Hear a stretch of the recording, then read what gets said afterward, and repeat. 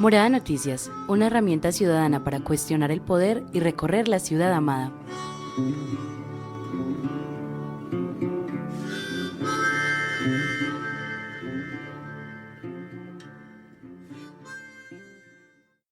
Muy buenas tardes, ¿qué se dice? Bienvenidos de nuevo a Morada Noticias en este viernes. A pesar de que seguimos en casa, estamos con todo el mejor humor y la buena vibra para comenzar el fin de semana.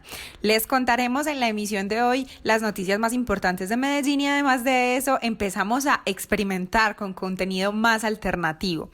En noticias les contaremos que un nuevo albergue temporal se prepara en la cancha Cincuentenario al lado del Parque Norte para recoger a más habitantes de calle, y a partir de este martes todas las personas que usen sistemas masivos de transporte como el sistema metro deberán usar tapabocas en ellos según la alcaldía. El lunes será un trabajo pedagógico y el martes empezarán los comparendos.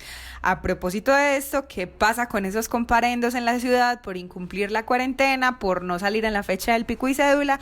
¿Qué dice el alcalde? Pero por otro lado, ¿qué dicen analistas jurídicos sobre en qué se puede invertir la plata recolectada por los comparendos? ¿Y será tan fácil dárselas a las personas que trabajan en el sector de la salud? Ya lo veremos en la emisión de hoy. Por otro lado, pues sabemos que la vida, a pesar de estar en casa, no para. Entonces, a los adolescentes y jóvenes que nos escuchan, les contamos que la alcaldía está ofreciendo 3.000 becas a través de Sapiencia para estudiar tecnologías. Piensen en que de pronto una de esas opciones puede ser su futuro y pues miremos y vayamos haciendo los procesos en casa. También a los hombres especialmente que nos escuchan, sobre todo a través de La Voz de las Estrellas 1290 AM, traemos consejos sobre cómo erradicar el machismo y la misoginia en esta cuarentena, cómo ser un hombre en casa y no morir en el intento, de parte de nuestro decano de Morada Noticias, Hernando Muñoz. Y como hoy es viernes, siempre tenemos la entrevista cultural. Para despedir la semana les traemos la primera entrevista, el primer podcast de nuestra campaña Latinoamérica Imaginada por sus artistas. Esta vez conversamos con Brenda Vanegas sobre cine, así que quédense conectados con Morada Noticias. Yo soy Laura Valle, realizando desde mi casa este podcast para ustedes con muchísimo amor. Yurani Alzate, buenas tardes. Buenas tardes, Laura, buenas tardes a mi equipo de trabajo y a todos los que nos siguen escuchando por la 1290 AM, La Voz de las Estrellas. También le quiero mandar un saludo para todos esos que nos siguen escuchando a través de nuestros podcasts, que recuerden que siempre les dejamos alojados en la plataforma de mixcloud.com. Desde el próximo lunes será de uso obligatorio el tapabocas para entrar al sistema masivo de transporte Metro, Metroplus, Metrocable y buses en general. Esto nos va a ayudar a mitigar, a reducir el número de contagios en la ciudad. El lunes será pedagógico, desde el martes será obligatorio para entrar al sistema. Esas fueron las palabras del alcalde Daniel Quintero, lo que quiere decir que a partir del martes 7 de abril hasta nuevo aviso será obligatorio para todos y todas las que usan transporte metro y línea de buses tener el tapabocas. Quienes no cumplan con el requerimiento no podrán acceder al transporte público de la ciudad. Según el mandatario, esa medida puede generar algunas incomodidades, pero es necesaria para que personas que tengan el virus no puedan contagiar de forma masiva a otros, ya que, según él, la etapa de mitigación no se puede predecir de forma particular el contagio. El comparendo y tocarle el bolsillo a los ciudadanos parece ser la solución para el confinamiento. Juan Pablo Pineda, buenas tardes para vos también. Laura, un saludo para ti, para Juanjo, para Yurani, para todo el equipo de casa, para los chicos, para todos nuestros oyentes y toda la ciudad de Medellín. Un saludo para mi amigo. Seguimos resistiendo en este momento tan difícil pues, que estamos viviendo y no vamos a parar. Hoy vamos a empezar también con una noticia sobre un pequeño errorcito del alcalde. Esta semana el alcalde de Medellín publicó un tuit en el que mencionó que, a raíz de los incumplimientos de la cuarentena, se habían realizado más de 3.700 comparendos y que el dinero recogido por tales sanciones se usaría para dotación médica que refuerce el sistema en este momento de emergencia.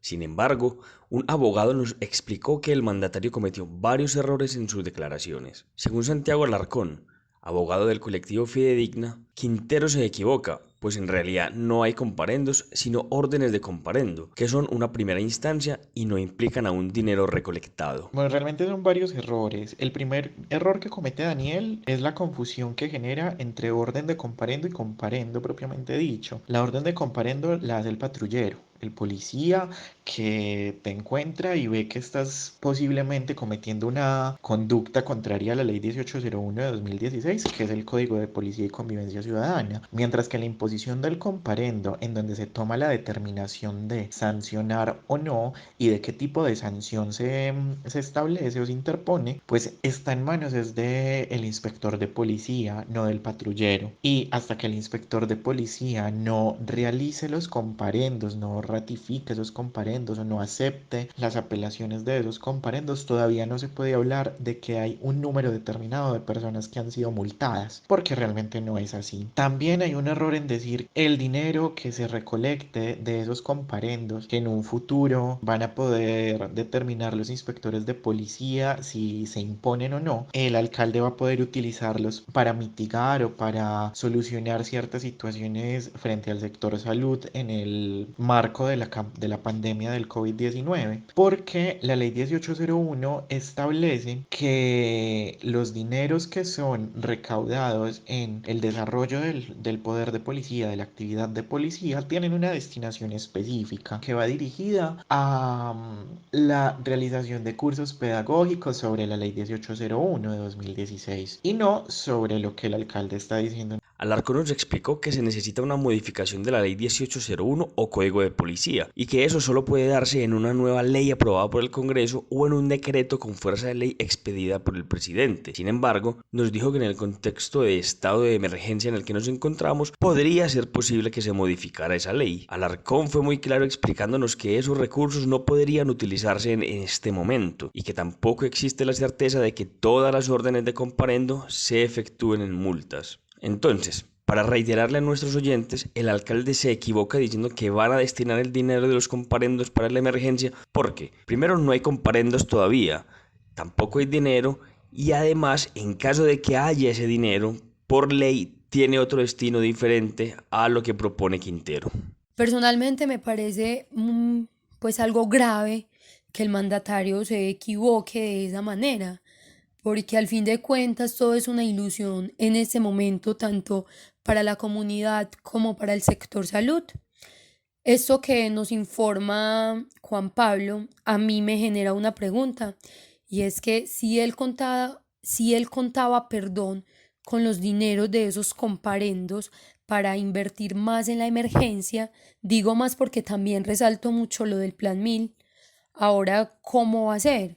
Debe de ir pensando en otras estrategias para poder seguir haciendo esa inversión, porque por lo que veo, por ese lado no es. O a lo mejor está codeando por ahí al presidente Yuri. Sabemos que el estado de emergencia le permite a Iván Duque decretar cosas, órdenes, mandatos con fuerza de ley, como decía Juan Pablo en su nota. Entonces, quizá esté haciendo lobby por ese lado para que el dinero de los comparendos se cumpla, pero entonces yo quiero devolverme un poquito hablando de todas estas sanciones. ¿Qué va a pasar con el asunto de los tapabocas en un sistema de transporte masivo como el metro? Porque es difícil pensar, por ejemplo, que todos los que tienen que viajar en metro por estos días vayan a una farmacia, compren un tapabocas que no necesariamente tiene el mejor mecanismo de protección, pueden ser débiles, pueden estar mal confeccionados por un lado y por otro lado pueden ser inútiles y focos de infección. Y las farmacias también van a empezar a especular sobre los precios de los tapabocas más de lo que ya lo hacen. ¿Qué opinas de esto, Juanpa? Pues Lau, que son medidas que buscan apaciguar un poco la posible transmisión, pero estoy de acuerdo con vos. El acceso a los tapabocas está difícil, está muy complejo y no todos los tapabocas pues son de la mejor calidad y brindan la mejor protección. Además que hay que estar cambiándolo constantemente, casi que comprar uno diario, y no creo que en este momento se pueda comprar uno diario, no necesariamente por temas económicos, sino porque no se consiguen. Entonces la pregunta es cómo se va a hacer para, uno, adquirirlos y dos, poder tenerlos de una manera adecuada. Entonces es un poquito ambicioso y engorroso pensar que se van a multar a todo el que no tenga tapabocas en el sistema de transporte público, y por otro lado que sabemos que las multas pues no van a ser de inmediato ese dinero invertido en la seguridad social de los medellinenses. Y bueno, para finalizar, yo sí quiero puntualizar lo que decía Yorani hace unos momentos.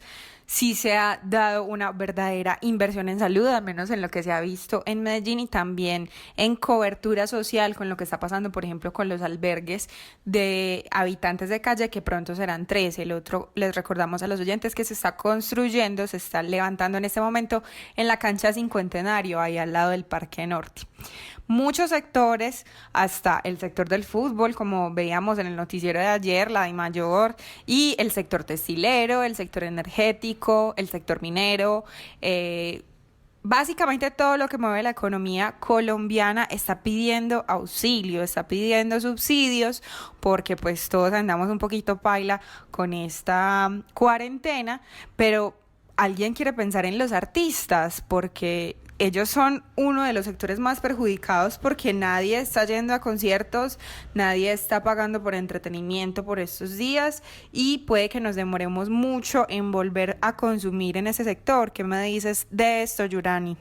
A través de la plataforma Puente Cultura Viva Comunitaria, donde se hace la gestión conjunta entre lo público y la sociedad civil, un grupo de más de 200 organizaciones culturales y colectivos del país lanzaron unas peticiones al gobierno nacional, y en el caso de Medellín, también al local, para poder mitigar las diferentes dificultades, tanto económicas como vitales, que están teniendo y que van a tener por la pandemia. Ellos piden al presidente Iván Duque aumentar el presupuesto para el Ministerio de Cultura. También hacen la solicitud de adelantar las convocatorias para que así los recursos puedan llegar más pronto. Por otra parte, desde Medellín se le pide a la alcaldía buscar una estrategia para que puedan reconocer a todas las organizaciones de la ciudad. Al respecto, nos habló Elizabeth Giraldo, integrante de la Corporación Cultural Estanislao Zuleta. La primera, que es evidente y que ahora se debe hacer más que nunca, y es aumentar las partidas presupuestales para el Ministerio de Cultura. Sabemos que gran parte de las limitaciones que tiene la ministra y en general esta institución, y eso hace muy difícil justamente poder responder a la altura que esta situación amerita. También proponemos hacer unas convocatorias más ágiles, adelantarlas incluso para que recursos puedan llegar pronto. También hay una solicitud que hicimos del Programa Nacional de Cultura Viva Comunitaria. Es una idea que venimos andando desde hace tiempo. Este programa nacional permitiría tener unos recursos y poder tener unas vías de fortalecimiento y protección de manifestaciones culturales, artísticas, comunitarias en procesos de base, que ese es pues como el asunto principal de lo que estamos hablando aquí nosotros y nosotras. Estamos hablando de los procesos culturales que se dan en el seno de los barrios, en el seno de las comunidades, de las ciudadanías,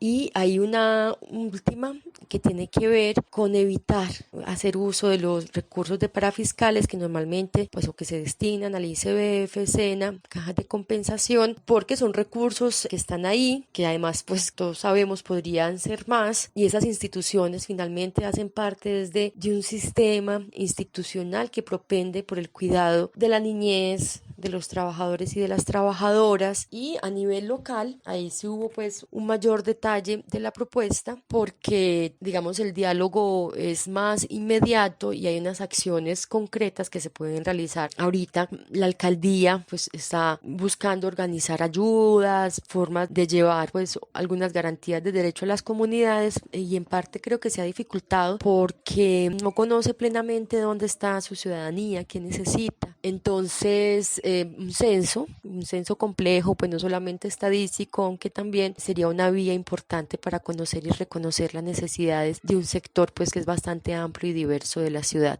Morada Noticias indagó con la Secretaría de Cultura de Medellín sobre esas solicitudes que se están haciendo en este tiempo de crisis, y nos dijeron que estaban adelantando las estrategias y que el día sábado a las 4 de la tarde por medio de Instagram iban a informar sobre ello. A este tema también le dimos una mirada nacional, por eso hablamos con John Jairo Perdomo de la Corporación Casa Naranja en la ciudad de Cali y con Enrique Spitia de la Corporación Desearte de Bogotá. En relación a la gestión del ministerio, la verdad es que no vemos un ejercicio coherente porque lo que se han utilizado a través de las normativas que han sacado es los recursos que existen, digamos, se le quita a unos para darle a otros, se saca una conquista que tenía el sector, como el parafiscal de la ley del espectáculo público, y lo que se toma es ese parafiscal y se reparte, digamos, en unas posibles convocatorias que tienen que crearse en 30 días, en menos de 30 días, porque al 20 ya tienen que estar, digamos, como teniendo claridad sobre eso. Entonces no hay una inversión real de los recursos que tiene el Estado para suplir las necesidades que está sufriendo el sector en este momento, especialmente las organizaciones de base. Para el caso de Bogotá, pues han habido intentos de algunas asociaciones de llamar a mucha gente a hacer unos documentos generales del Consejo Nacional de las Artes, y específicamente nosotros hemos presentado una propuesta desde el sector de calle y del sector comunitario, pero más que al gobierno nacional, al gobierno distrital, porque entendemos que hay un poco más de sintonía y de audiencia en lo distrital, en Bogotá, que con el Ministerio de la Cultura, que vemos hasta ahora muy limitado el apoyo que ellos pueden dar al sector de las artes y específicamente del teatro. Tenemos que recordar que en Colombia la cultura ha ganado espacios entre la opinión pública del mundo gracias a los logros que artistas, escritores y gestores culturales han tenido desde hace muchos años. Por eso, desde Morada nos unimos al llamado de este sector, porque no podemos dejar que ninguno desaparezca por falta de presupuesto.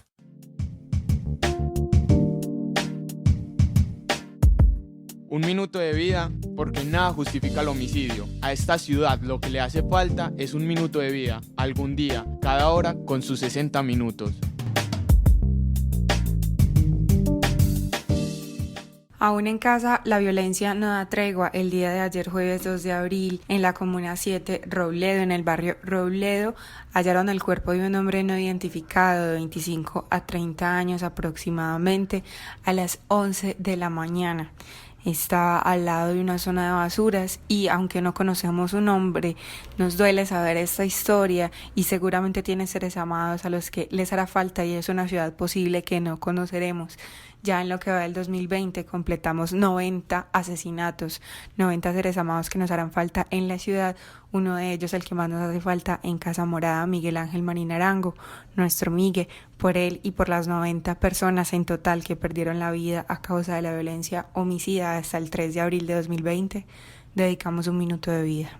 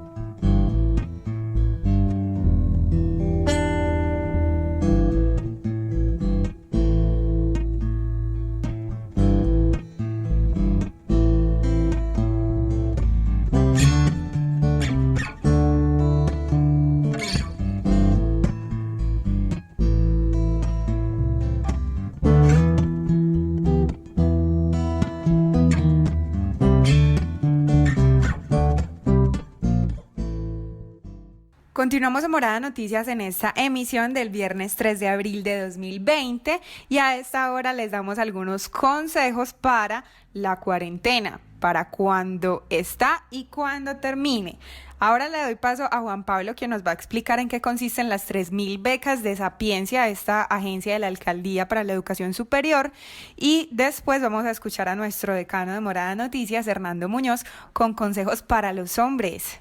La Agencia de Educación Superior de Medellín, Sapiencia, anunció que tendrá abierta la 7ª versión de su convocatoria Becas Tecnologías hasta el 6 de mayo para los jóvenes que están buscando una manera de financiar sus estudios. La agencia indica que la convocatoria será totalmente virtual y que de este proceso se entregarán 3.000 becas para personas hasta los 28 años de edad y que quieran estudiar una carrera tecnológica.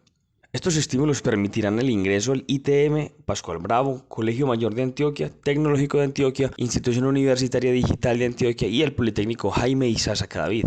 Para esta versión se beneficiarán los habitantes de los 5 corregimientos y las 10 comunas priorizadas de Medellín: Popular, Santa Cruz, Manrique, Aranjuez, Castilla, 12 de octubre, Robledo, Villahermosa, Buenos Aires y San Javier. Carlos Chaparro, director de la entidad, dijo lo siguiente. Vamos a hacer el lanzamiento de 3.000 becas tecnologías el día de hoy. Son becas que apuntan a formar en más de 47 programas, de los cuales 6 de ellos son virtuales, con instituciones de educación superior, tanto de la ciudad como del departamento. Ellas son el ITM, el Pascual Bravo, el Colegio Mayor de Antioquia, el Tecnológico de Antioquia, el Politécnico Jaime Sasa Cadavid y la IU Digital de Antioquia. 3.000 becas que nos van a permitir transformar no solo futuro y proyecto de 3.000 jóvenes, sino preparar el camino, allanar el camino para el desarrollo de la línea estratégica de Medellín Valle de software. Estas inscripciones van desde el día de hoy primero hasta el próximo 6 de mayo.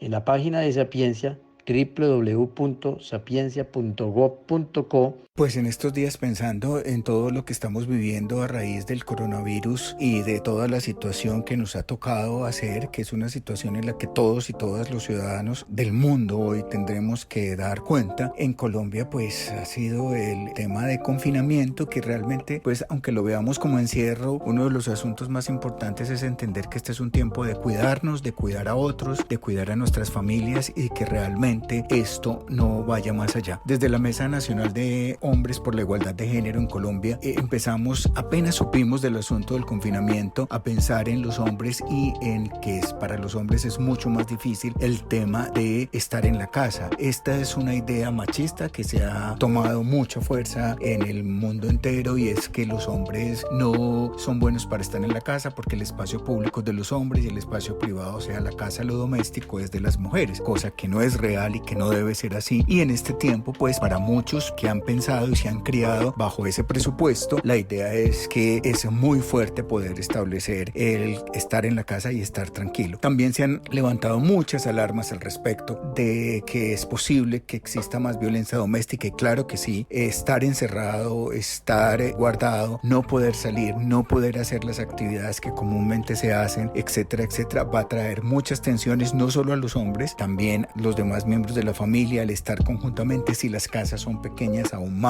si hay situaciones difíciles económicas aún más. Este es un tiempo muy difícil y es un tiempo muy difícil para todos, pero hoy yo quisiera hacer un llamado a los hombres de la responsabilidad de ir mucho más allá del tema de proveer con el alimento, de proveer para los estudios, de hacer este tipo de cosas que usualmente estamos acostumbrados a hacer y sentirnos responsables. Creo que hoy el llamado para los hombres es que en esta experiencia aprendamos a disfrutar y aprendamos a tener un poco más de empatía, de respeto y de cuidado amoroso por la compañera o cualquier tipo de familia que sea, por los hijos y las hijas, por los abuelos. Es tiempo de cuidarnos y es tiempo de dejar afuera el tema del machismo. Los hombres perdemos muchas opciones por esa mirada machista, nos perdemos de hacer muchas cosas que nos gustan, por ejemplo, porque no, eso es para mujeres, y pensamos que como es para mujeres, ¿y quién dijo que era para mujeres? Ahí hay que hacerse preguntas, o dejar de crear vínculos de amistades profundas, especialmente con otros hombres, porque cuidado, eso no puede ser. Es decir, el machismo nos hace perder muchas cosas maravillosas que los seres humanos en nuestras relaciones podríamos tener. Nos limita las capacidades, por ejemplo, para pedir ayuda si estamos enfermos. De hecho, muchos hombres en el tema de la salud se quejan y dejan hasta último momento el asunto de ir a un médico, de prevenir, porque no, yo soy macho y no me puede doler nada. Tenemos que esconder ciertas cosas de sentimientos, partes de nuestra vida que quizás queremos trabajar, pero por no sentirnos criticados porque el macho no puede mostrarse débil. Yo creo que hay muchas de esas cosas. Hoy la vida nos está llamando a que realmente podamos cuidar, amar, establecer vínculos muy importantes dentro de la familia. Si hay situaciones tensas, pare,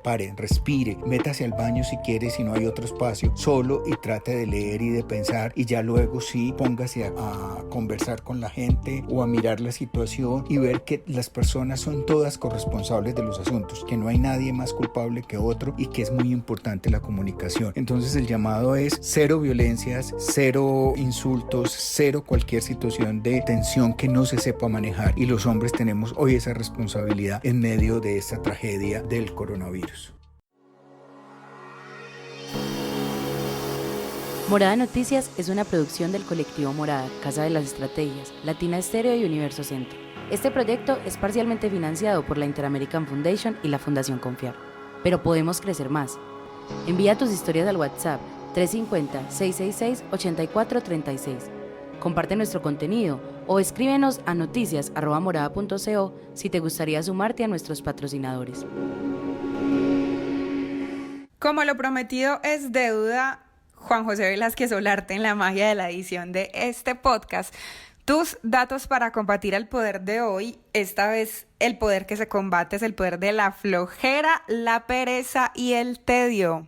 Muy buenas tardes a todos, por fin viernes. Se acaba otra semana más de teletrabajo y de cambios de rutina, pero se llega este fin de semana y queda un poco más de tiempo para descansar y distraerse.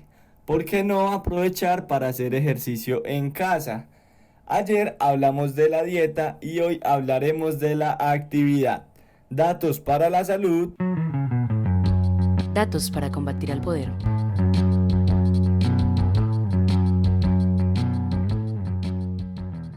Lo primero que debemos hacer cada que nos sintamos cansados de estar sentados es pararnos ahí mismo donde estamos, puede ser, y hacer un mini calentamiento. Con un trotecito suave de 1 minuto, de tal manera que el cuerpo se acuerde que tiene piernas. Y después de esto vamos a hacer un calentamiento sencillito. Entonces, lo primero es trabajar los músculos del cuello. Hay que tener en cuenta que cada que vayamos a hacer movimientos con nuestro cuello y cabeza, debemos volver a nuestra posición inicial. ¿Esto qué quiere decir? Si vamos a hacer ejercicios hacia los lados, como decir, tocando con la oreja el hombro, debemos volver a nuestra posición inicial, que es la cabeza justo en el medio. Entonces, vamos a ir hacia la derecha, volvemos al medio, hacia la izquierda, volvemos al medio. Igualmente hacia adelante y hacia atrás. Entonces, vamos adelante, volvemos al medio, vamos atrás, volvemos al medio. Esto lo repetimos 30 segundos hacia los dos lados, o sea, 30 segundos hacia izquierda y derecha y 30 segundos hacia adelante y hacia atrás. Después vamos con los hombros. Vamos a estirar nuestras manos hacia los lados y con ellas vamos a hacer una rotación de los brazos hacia adelante y hacia atrás por 20 segundos. Como dibujando unos círculos gigantes con nuestros brazos. Listo. Al terminar, con la mano, cualquier mano, intentaremos tocar la mitad de la espalda pasando la mano sobre los hombros del mismo lado. Y ya cuando tengamos el codo apuntando hacia el cielo, usamos la otra mano para empujar el mismo codo aún más hacia la espalda. Esto con el sentido de estirar más. Esto lo hacemos 15 segundos. Luego, cuando terminemos, pasamos a la otra mano. Ahora vamos a la espalda baja, la tormentosa. Cuando uno está mucho tiempo sentado, la zona lumbar empieza a doler. Para eso, se recomienda pararse derecho, con los pies juntos, y luego con las manos intentar tocar la punta de los pies. Ojo, acá tenemos una recomendación muy importante. Si tú no eres capaz de llegar hasta la punta de los pies, no debes intentarlo con pequeños impulsos. Hay gente que como no toca la punta, intenta moverse, como balancearse hasta tocar por unos segunditos con los dedos la punta de los pies. Esto es malísimo, malísimo. Lo que debemos hacer es mantenernos lo más abajo posible sin rebotar. Siguen las avanzadas. Esto se hace parándote en un lugar con espacio hacia el frente e iniciando con el pie derecho. Vas a dar un paso largo y quedándote en el mismo lugar, bajas hasta que tu rodilla delantera forme un ángulo de 90 grados y luego subes. Así repites con el otro pie. Todo inhalando y exhalando. Debemos tener en cuenta la respiración en cada uno de nuestros ejercicios. Para quienes trabajan en computador, las rotaciones de las muñecas ayudan muchísimo para el túnel carpiano. Esto se hace cerrando las manos en forma de puño y moviéndolas como decir un ventilador, o sea, hacia todos los lados, que gire bien esa manito, que se sienta como traquea, como se estira. Muy bien. Ahora pararse derecho e intercaladamente subir el talón del pie hacia las nalgas, como intentando darnos con el talón en la nalga. Luego haciendo lo mismo hacia adelante, subiendo la rodilla, como decir hasta el pecho, pero más de una forma más suavecita. Recordemos que también se trata de lograr estirarnos con nuestras propias capacidades, no nos vamos a matar si es la primera vez que hacemos ejercicio. Por último, vamos a quedarnos quietecitos parados y empezamos a empinarnos y a bajar en un mismo sitio, lo que más podamos, estar en nuestras puntas de los pies, 2 segunditos, 3 y volvemos. Y así, tan arriba, abajo. Con rutinas sencillas como estas, que son muy divertidas, podemos hacer que nuestro cuerpo se mantenga activo, se mantenga saludable. Ayudamos a nuestra circulación y buena oxigenación de la sangre. Si contamos con unos minuticos del sol, quizá en la mañana, muchísimo mejor. O sea, podemos hacer estos ejercicios a cualquier hora del día en la que nos sintamos cansados. Pero si intentamos levantarnos un poco más temprano y hacer estos ejercicios en la mañana, nos va a ayudar muchísimo más. Ayer les dejamos el podcast con unas dietas o por ejemplo la base para crear una buena dieta, conociendo qué se necesita y en dónde lo podemos conseguir. Así que ya saben, chicos, es momento también de pararnos un poco de esa silla, empezar a ejercitarnos y mantener todo nuestro cuerpo bien activo. Chicos, yo considero que estos datos son muy importantes porque el estar trabajando largas jornadas frente a un computador son un terreno donde el sedentarismo y la inactividad están al orden del día, pues es decir, están ahí latentes. Por eso considero que las pausas activas son un breve descanso durante esa jornada laboral que sirven para recuperar la energía, mejorar el desempeño y eficiencia pues en el trabajo, previene espasmos musculares, ayuda a la concentración, en fin, es súper necesario tener en cuenta esos datos y hacer un alto por ahí cada 3 horas para hacer alguno de los ejercicios que nos indicó Juan José. Yo la verdad es que sí he estado tratando de ser juicioso con eso y todas las noches hago algo de ejercicio aquí en mi casa. Afortunadamente pues nosotros tenemos una caminadora que antes no servía sino para colgar ropa, pero pues llegó el coronavirus y le empezamos a dar uso a esa caminadora, entonces sí es chévere porque me mantiene activo pues y eso ayuda a bajar un poquito la carga del estrés de tanto encierro, a mantener el cuerpo activo, a sudar, que es importante a ver si se baja un poquito la panza. Pero no, bacano que los oyentes tengan estos tipsitos para hacer un poquito de movimiento corporal durante el día. Y a veces que le hablen a uno de ejercicio suena como cantaleta, pero en realidad también ayuda a sobrellevar el estado de ánimo en estos días en la casa, porque a veces nos sentimos fastidiados, fatigados, tal vez molestos, tal vez tristes, y el ejercicio en serio le modifica a uno como ese ánimo, entonces es una cosa recomendada para implementar estos días. Y a continuación les presento una sorpresa de Morada Noticias. Hoy nuestra canción del día tiene una leve variación. Esta es la canción del día, patrocinada por Ciudad Frecuencia.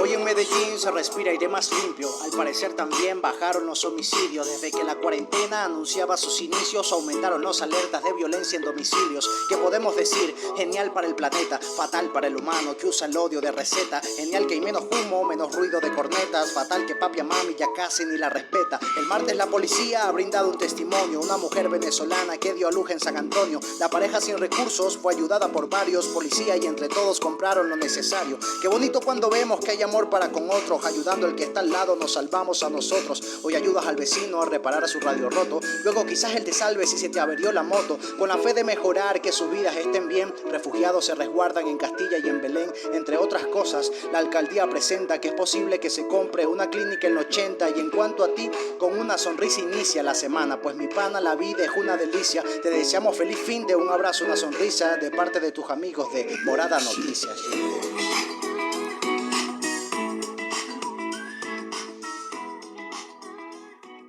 Muchachos, ¿qué les parecieron pues las noticias de esta semana rapeadas? Ahí escuchamos a nuestro editor de ciudad y rapero de Casa Morada, Tráfico MC. Él nos regala este maravilloso audio que ustedes también pueden recibir por WhatsApp para compartir con sus amigos y con sus enemigos también. Escríbanos al 350-666-8436 y les mandamos las noticias rapeadas más importantes de esta semana. En la emisión de hoy, en este episodio de Cuarentena de Morada Noticias, les contamos qué pasa con los comparendos en la ciudad, los que ya se hacen por incumplir la medida de cuarentena obligatoria en casa, pero también los que se van a empezar a hacer por no portar tapabocas en los sistemas de transporte masivo. También les contamos qué está pasando con el sector de los artistas que están pidiéndole auxilio también al gobierno nacional porque a ellos sí que los afecta la cuarentena, nadie paga por espectáculos por estos días, entonces necesitan ayuda. Y por otro lado, les contamos que Sapiencia, la agencia de la Alcaldía para la Educación Superior, sigue vigente, sigue trabajando y entonces lanza la oferta de 3.000 becas para tecnologías, así que los jóvenes que nos escuchan y quieren estudiar, denle una mirada a ese cubrimiento. Y también recibíamos los consejos de Hernando Muñoz, nuestro decano de Morada Noticias, sobre cómo ser un hombre en casa y no morir en el intento. También en nuestros datos para combatir al poder, ayer les contamos un poquito de nutrición, hoy les contamos de ejercicio. Repítanse esos dos podcasts y los que quieran en nuestra plataforma de mixcloud.com/morada estéreo, ahí están todos nuestros programas y seguimos podcasteando para ustedes en esta cuarentena. Los dejamos en la emisión de hoy con una entrevista a Brenda Vanegas. Ella es una artista de El Salvador. ¿Qué tan seguido pueden escuchar a los artistas de este país centroamericano? Por eso se las presentamos hoy y nos despedimos este viernes con la primera entrevista, el primer podcast que también pueden encontrar en nuestra plataforma de Mixcloud, de una campaña llamada Latinoamérica Imaginada por sus artistas. Yo soy Daniela Arbeláez y en este podcast escucharemos las voces de Camila Uribe, investigadora de Casa de las Estrategias, quien realizó la entrevista a Brenda Vanegas, directora de cine de El Salvador. Esta entrevista hace parte de Latinoamérica Imaginada por Artistas, un proyecto de reflexión, desarrollo de red y comunicación que tiene como ejes principales la publicación de un libro y un foro entre artistas latinos. Pues me gustaría empezar escuchándote un poco como la cercanía que has tenido con el arte, de pronto pues con algo en particular pues sobre cine, pero también en general con tu cercanía con el arte, como cuál fue tu primer recuerdo de arte. Fíjate que, a ver, como mi primer recuerdo con el arte, yo creo que fue una cosa no consciente, sino más bien que ahora yo podría decir que ese fue mi primer encuentro con el arte. Ajá. Y cuando he tratado de identificar de dónde viene esto, fue como más bien una necesidad, muchas gracias, fue una necesidad interna de sacar el dolor. Y me gusta esto que me decís con el tema del miedo, de expresar el miedo, que a veces el dolor y el miedo están como por ahí juntos, ¿no? Y fue cuando empecé a escribir, en realidad, en la escuela. Entonces, cuando yo empecé a escribir en la escuela, que me empezaron a enseñar a leer y a escribir, pues recuerdo que cosas que no hallaba yo cómo decirlas con la palabra, pues entonces empecé a decirlas con cosas que escribía, ¿no? Y muy pequeñita, eso cuando ya empezamos a tener como un poco tu diario y tu no sé qué. Entonces creo que para mí la primera experiencia viene desde la escritura, en realidad, viene desde poner en palabras cosas que no sé cómo el cerebro hace a través de un montón de estímulos, que cuando vos pongas el papel y pongas sobre el lápiz lo que tengas, te salen las cosas, ¿no? Porque como que no hay una ciencia muy precisa de una frase que yo tengo en la cabeza y se pone, sino que como que de repente va fluyendo eso, ¿no? La escritura un poco automática que llaman, ¿no? Entonces yo creería que quizás mi primer encuentro con la escritura podría yo identificarlo como con mi primer encuentro quizás con el arte, ¿verdad? Que también escribir es una forma. Y luego ya pues más consciente y más adulta y más adolescente tal, ya cuando yo elijo al salir del colegio qué quiero hacer, estaba entre estudiar arte o estudiar comunicaciones. Decidí comunicaciones porque en ese momento a mí me parecía que sentía que la comunicación de mi entorno era bastante vacía, sentía yo, no sé por qué, ¿verdad? Pero me daba esa sensación cuando escuchaba los noticieros o leí, decía que era un poco vacía, ¿verdad? Que no sé. Entonces, eso ahí como adolescente. Ya luego pues estudié comunicaciones. En el segundo año de mi carrera tengo la clase de cine. Y entonces ahí ya como que de repente empecé a decir, bueno, también la foto me gusta, ¿verdad? También puedo expresar cosas con la imagen. Y una serie de eventos chiquititos, o sea, quizás yo no es como que diga así en plan, desde pequeña yo me imaginé que quería hacer esto. No tengo como esa experiencia, sino que fueron como una serie de estímulos pequeños que a mí me llevaron como a entender que mi camino y mi forma de vivir era a través de estas expresiones, ¿verdad? Y pues distintas, a veces era más la escritura, luego fue más el cine, luego fue más de repente incluso a través de la docencia, ¿sabes? Como cómo comunicar y cómo enseñar, también aprendí un montón. Entonces fue por ahí, creo yo. Sí. Hay algo de tu biografía que no supe ubicar bien. Tú viviste en Estados Unidos, ¿cierto? Sí. Allá fue donde estudiaste comunicaciones, ¿o fue acá? No, a ver, yo estuve en Estados Unidos, he estado en Estados Unidos en dos momentos de mi vida. Uno cuando era muy pequeña, que mis padres migraron, cuando eran pareja todavía, y luego volví a Estados Unidos, mi madre migró, o sea, estuvimos un tiempo cuando yo tenía 4 años por ahí. Luego mi madre y mi padre se regresaron aquí, estuve los 5 y 6 años. Luego mi madre migró a Estados Unidos y nunca más regresó. Mi madre sigue siendo una mujer migrante. quedaste? Yo me quedé en la casa de mi tía, hermana de mi madre. Y yo regresé a Estados Unidos a mis 23 años, a los 23, cuando había ya estudiado comunicaciones. Porque sucede que en ese momento yo quería irme a hacer un máster de guión cinematográfico, ahí ya tenía más claras las cosas, ahí sí que sabía, es el cine y tal, ya lo tenía más claro, pero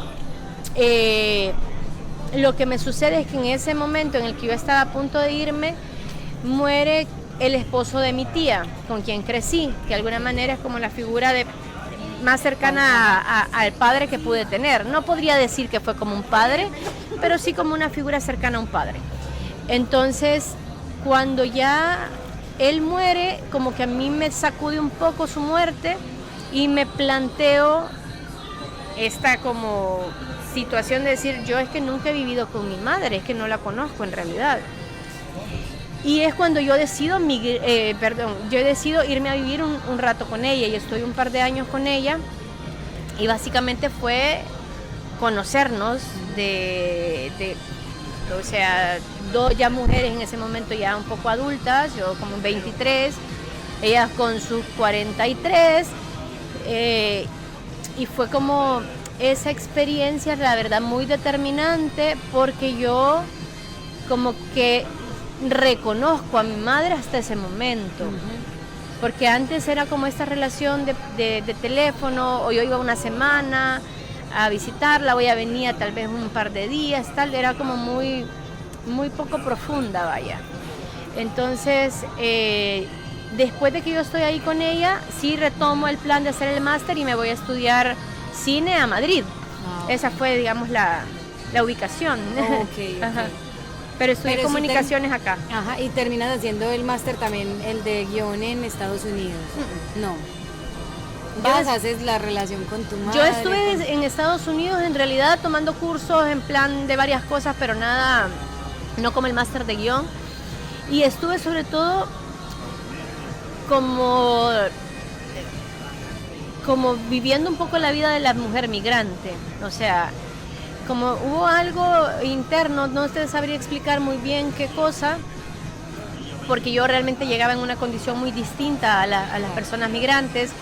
Yo tengo una residencia en Estados Unidos, tenía mi licenciatura, pues sabía un poco el idioma y tal, pero por alguna razón que yo creo que fue muy chulo que fuera así.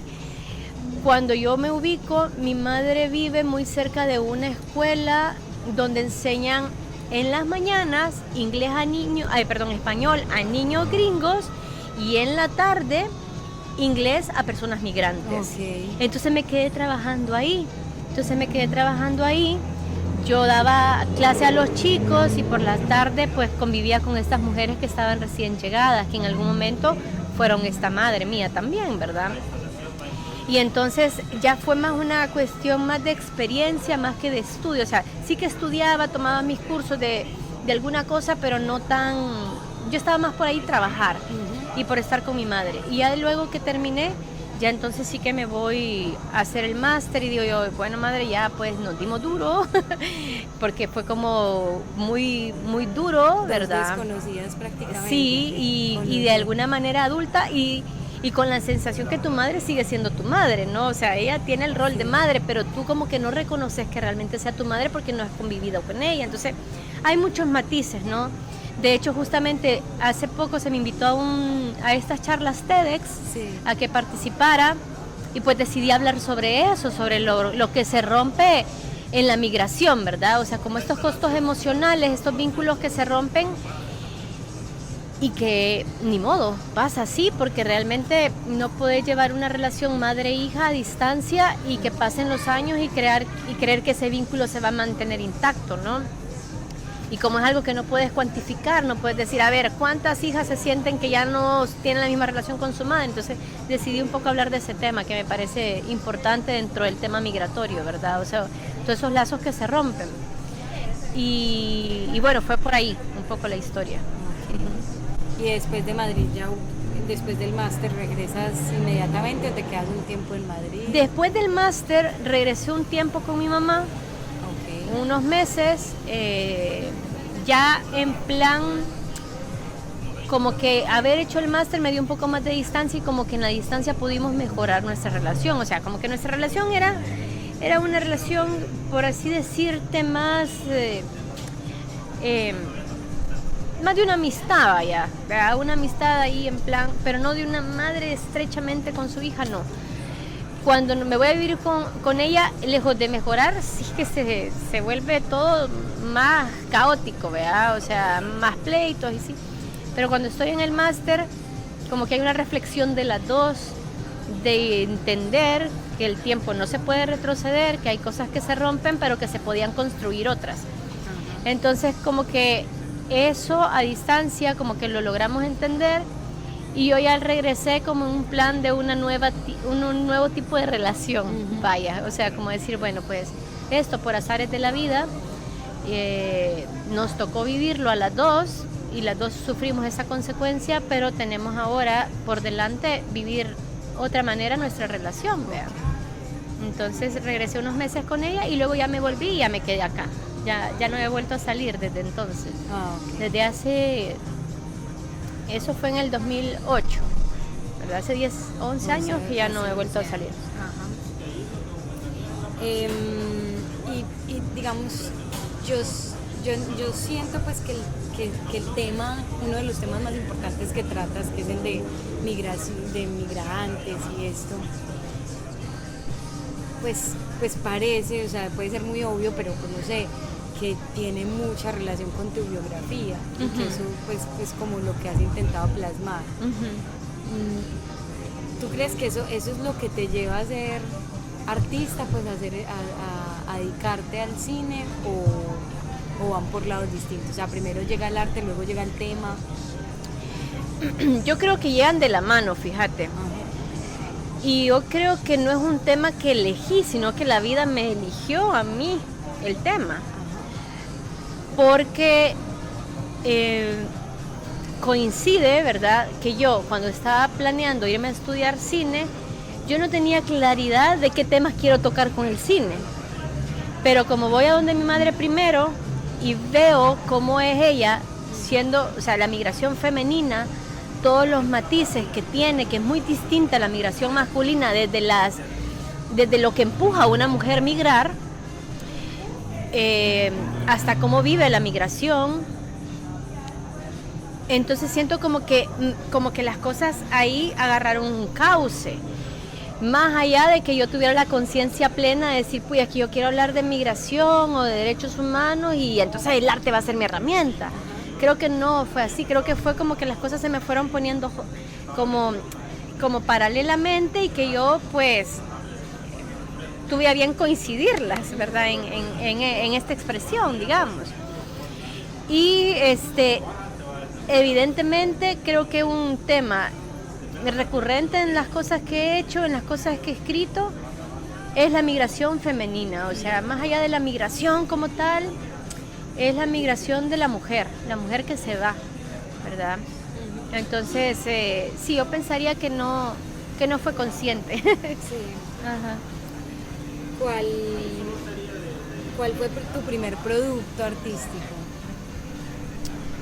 Bueno, a ver, mi primer producto artístico es un cortometraje que se llama Paula,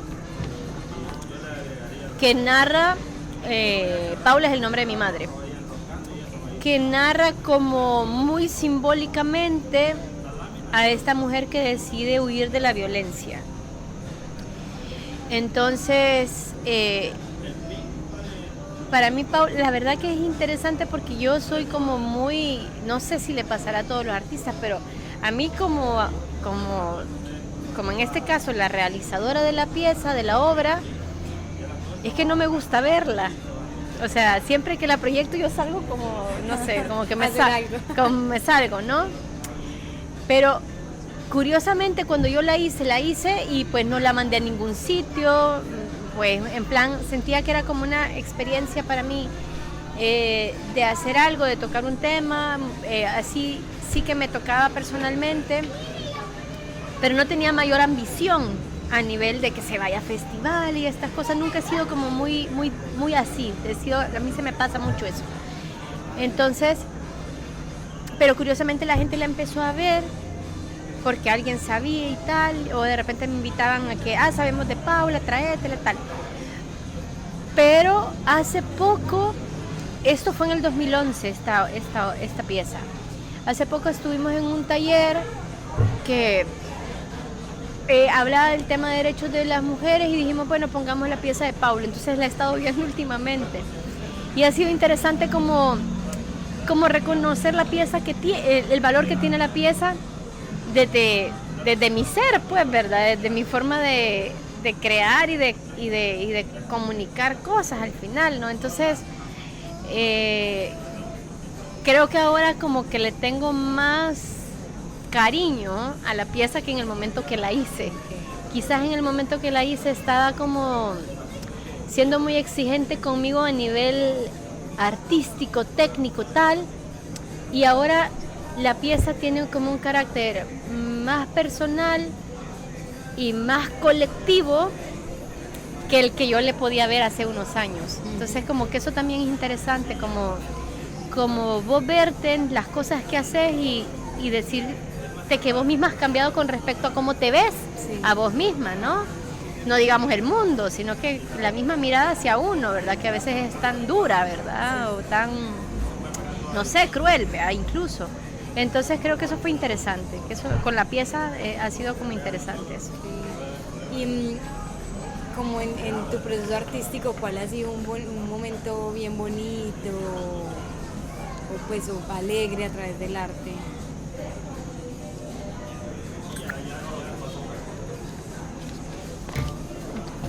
No sé cómo decir esto, pero creo que la alegría no es la mejor emoción que me define. O sea, no me veo seducida por la alegría. Okay. De hecho, no me seduce nada la alegría, no sé. Me seduce más como el silencio, como el miedo, ¿verdad? Como la duda, porque creo que estoy más en ese espectro de las emociones. Sin embargo, al tener la palabra escrita o la imagen para poder comunicar esto, sí he sentido en algunos momentos como una conexión muy estrecha entre lo que estoy sintiendo y lo que estoy expresando, porque no siempre es fácil, ¿verdad? Vos puedes sentir un montón de cosas y luego decís que esto no me está saliendo con la obra que estoy haciendo, ¿verdad? O sí, entonces creo que sí han habido momentos en los que sí he logrado como que eso se junte, ¿no? Como todos estos remolinos adentro, pues me salió esto, que puede ser un texto, que puede ser una foto, que puede ser una peli, no sé. Tampoco soy como una gran artista en plan que tengo un montón de obras y publicaciones ni nada, pero sí siento que las cosas que he hecho han sido como pequeñas, pero con mucho fondo, vaya, o sea, me meto y ahí ando, ¿no? O sea, hasta que siento yo que ya puedo salir de eso, pues ya me salgo, ¿verdad? Pero me tardo un rato navegando ahí en eso, en el tema que elija o en la pieza que esté haciendo. Y podríamos hablar también como de los fracasos o de los momentos más duros que crees que ha pasado. Mira, francamente,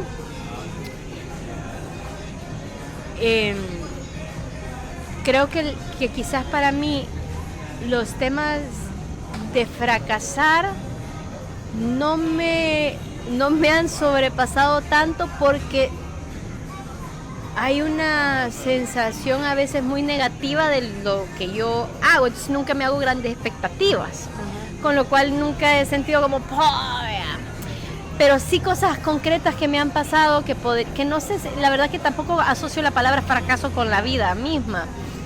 Entonces, algo curioso que sí me ha pasado es que, por ejemplo, decidí hace 5 años hacer mi primer largometraje y no podría llamar a fracaso, pero podría ser que sí, si lo podemos poner en contexto. Es que yo estreno la película, hago un preestreno, porque yo dije, ya cerré la película.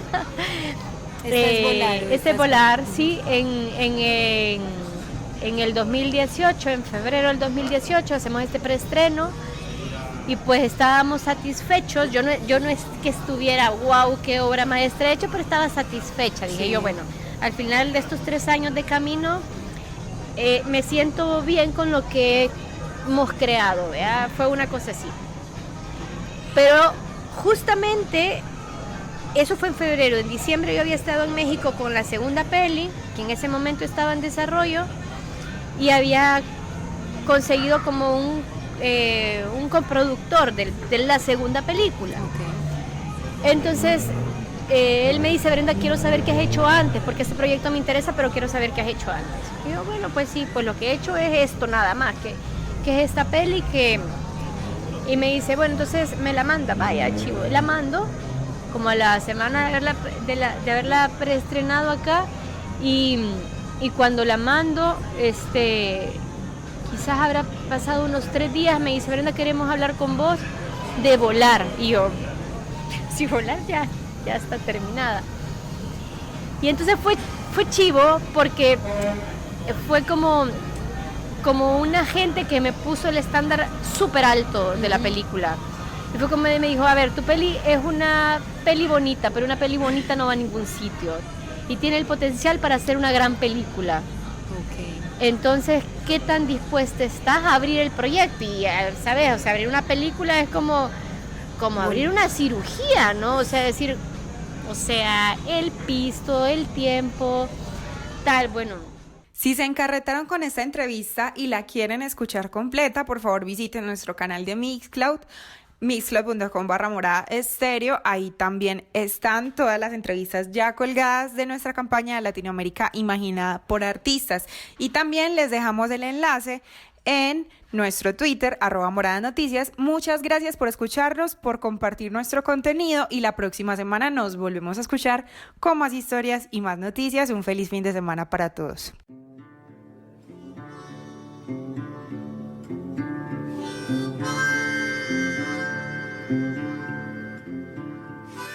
Morada Noticias, una herramienta ciudadana para cuestionar el poder y recorrer la ciudad amada.